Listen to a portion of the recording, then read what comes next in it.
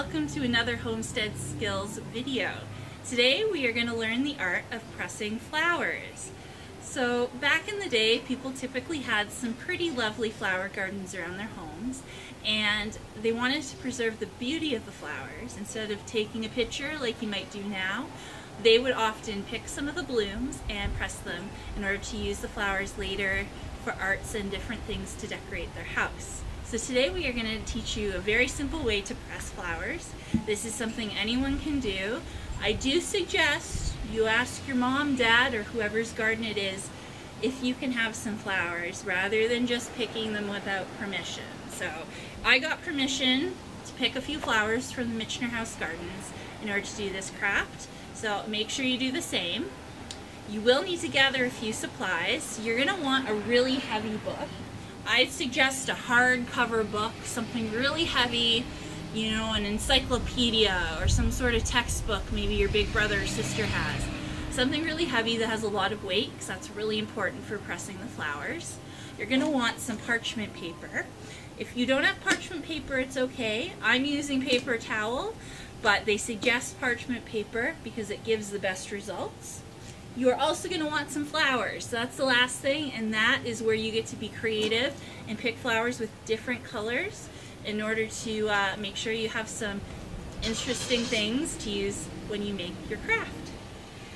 So first step, after you pick your flowers, of course, is to get your really heavy book and open it to about midway through the book.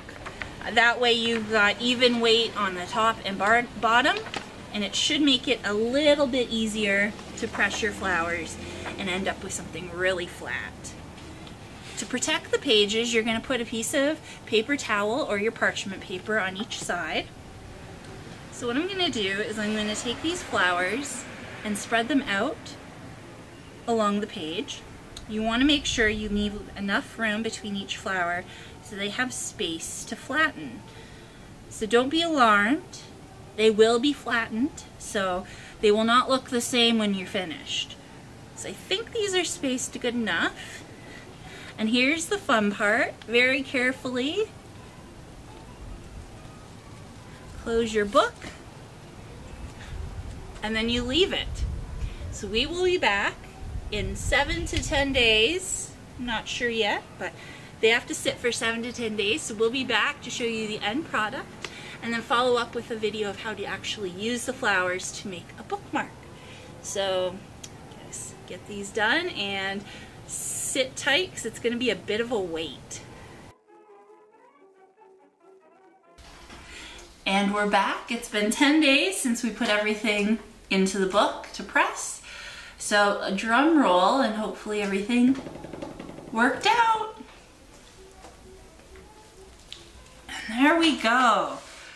So we now have 6 pressed flowers. So it did maintain some of the color, and some of them pressed better than others. This one turned a little brown, but the yellow stayed nice and vibrant, and so did the blue and purples. So I hope you enjoyed this. We, of course, are going to show you how to use these in a craft to make a bookmark in our next video. But for a lot of people, these would have been traditionally used to document the different flora that people would have found in an area. So people might have made books, and they would have used these as an example of the flora that they found in an area. You may have also drawn them as well, depending on your artistic ability. So this would have had a very functional purpose, but for us, we are using it for a more fun purpose. So thank you for tuning in. We hope you enjoyed this, and we look forward to showing you something else next week.